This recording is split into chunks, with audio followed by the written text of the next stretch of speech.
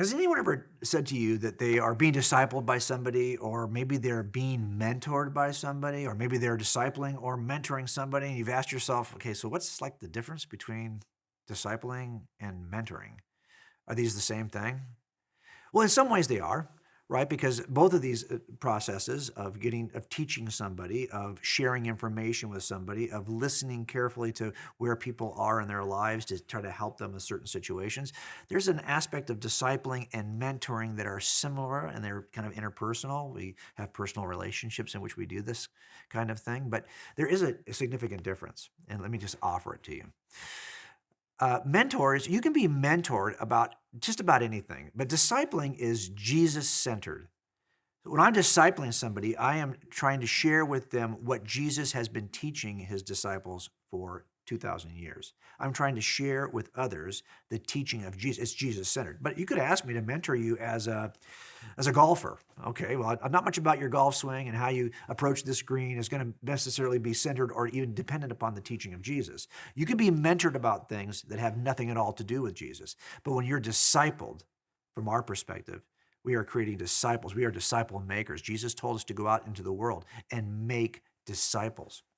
There's a big difference. You can be mentored about almost anything, but to be discipled means to conform to the image of the master, the teacher, Jesus of Nazareth.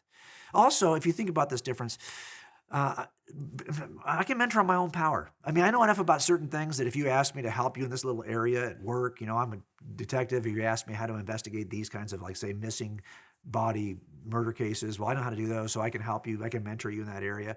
And I can actually do that without probably saying anything at all about Jesus.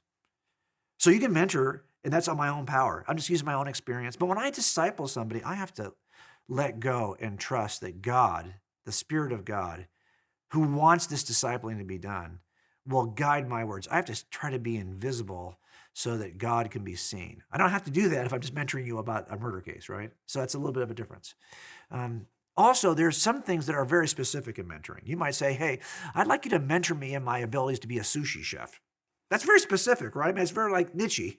But when I'm talking about discipling you as a Christ follower, there's not a single aspect of creation, a single aspect of what you will do tomorrow that is not touched by the teaching of Jesus of Nazareth. And my job to help you disciple you is to simply show you how Jesus and how he taught us to live and breathe and act in the world touches every aspect, every category of your life. And it actually even touches your work as a sushi chef. So it's very different, these two ideas of mentoring. I can mentor without even mentioning Jesus, but discipling holds Jesus at the center of everything.